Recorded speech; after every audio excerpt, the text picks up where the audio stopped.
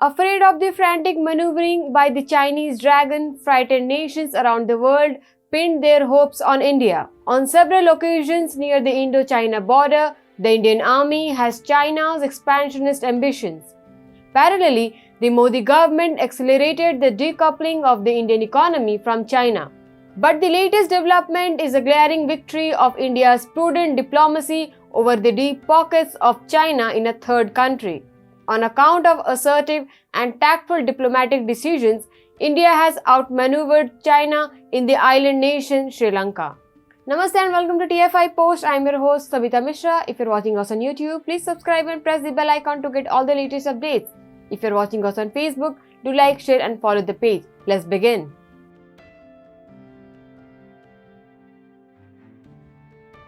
For nearly 7 decades, Indian administrations worked with a decisive goal to bridge the gap with China on several parameters, be it economic progress or soft and hard power throughout the world.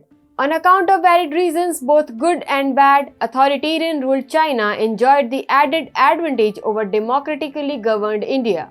Even after having plenty of resources at its disposal, China has failed miserably in Sri Lanka.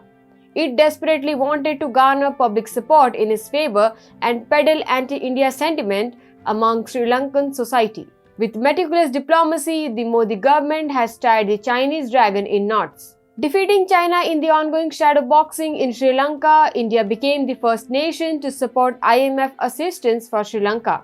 Speaking on the development, IMF recently confirmed that it has received a receipt of India's financing assurances for Sri Lanka. This major diplomatic defeat has forced China to play the catch-up game with India. However, in this game too, China is failing miserably to belittle India's soft power in Sri Lanka.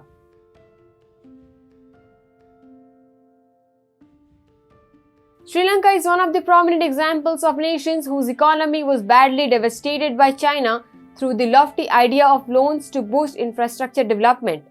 Facing its worst economic crisis, Sri Lanka has been desperately trying to secure $2.9 billion bailout package from the IMF. For the IMF package, Sri Lanka needed financing assurances from its biggest bilateral creditors, namely India, China and Japan. Taking cue from India, Japan too hinted at supporting Sri Lanka in getting the IMF bailout package.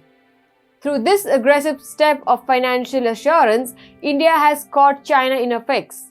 Now, India is thoroughly exposing the Chinese model of debt trap in Sri Lanka, consequently eroding any goodwill that China may have created for itself in the island nation. Lambasting the CCP, Lankans have started to realize that China is the biggest roadblock in Sri Lanka's economic recovery. Further media reports suggest that China is falling short in offering Sri Lanka the financial assurance it needs to get the IMF package.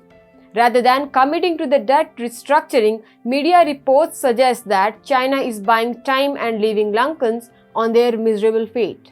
Reportedly, China has conveyed that it will continue the negotiations of debt restructuring with Sri Lanka.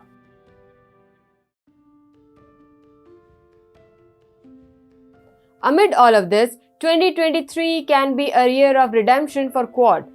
The group badly needs to take actions on the ground. Through the above-mentioned assertive step, India has dumped China in its own pit. Now it is for Quad to pursue India's proposals in the group to ascertain Sri Lanka's economic recovery. If Quad really wants to counter Chinese influence in the Indo-Pacific, it has to start putting money where the mouth is. There can't be a better timing than this year. In addition to the G20 presidency, India will host the meeting of Quad leaders. So if Quad plays its cards right, Sri Lanka may become the humble beginning where the group can completely shatter the evil decisions of China.